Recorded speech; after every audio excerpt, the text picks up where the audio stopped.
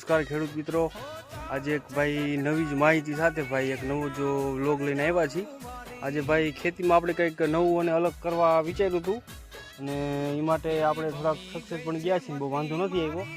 અને જો આવું નવું રહે અને ભાઈ કાંઈ વાતાવરણમાં અનુકૂળ રહે અને કાંઈ વાંધો ન આવે તો આમાં ઉત્પાદન અને ખેડૂતની આવક બહુ વધારે પડતી થાય એવું ભાઈ આપણે વિચાર્યું હતું। અને જો આવું થાય તો ભાઈ તમને કીધું એ પ્રમાણે આપણે આપણી વાડીમાં ચણા અને વરિયાળીનો આંતરપાક કર્યો હતો। આ રીતે ચણાનો કંઈક ધોરિયો ક્યારો બાંધ્યો હતો અને પછી આવી રીતે વચમાં એક ધોરિયો કર્યો હતો। ધોરિયાની ભાઈ ઝીકઝેક પદ્ધતિથી ભાઈ આપણે વરિયાળી સોંપી હતી અને જો ભાઈ વરિયાળી લગભગ મારી ગણતરી 6 થી 6.5 ફૂટની હાઈટ છે આની।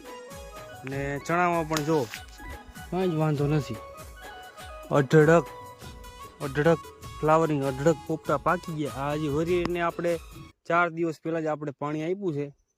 ચણાને પણ હાલ હજી કંઈ વાંધો દેખાતો નથી। અમુકના ચણામાં બહુ સારું હોય એવું આપણને લાગે। જો ભાઈ આવો માલ થયો જો તાકાતવાળો ભાઈ પોપટા બેઠા છે। હવે ઉતારો ભાઈ કેવો આવે એ ઉપર ડિપેન્ડ કરશે। અને વરિયાળી ભાઈ અત્યારે બહુ જ સારી છે।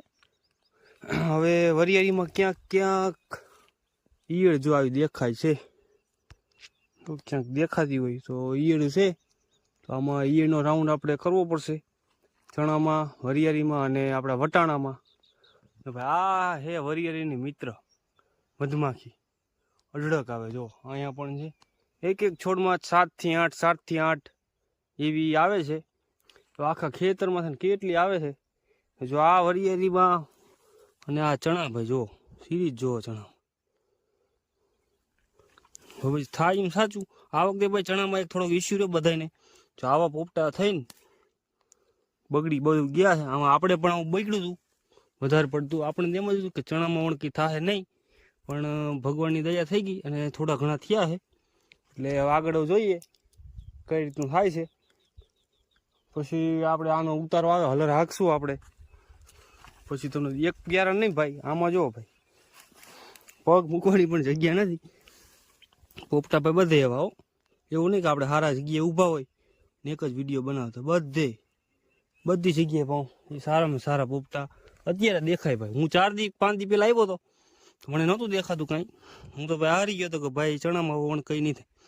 આવા પોપટા વણ જો બહુ થયા, જો આવા પોપટા કેમ થતા છે ભાઈ હોશિયારને બહુ ખબર પડતી હોય એ આપણે જણાવજો કેમ થયા ભાઈ આવા પોપટા।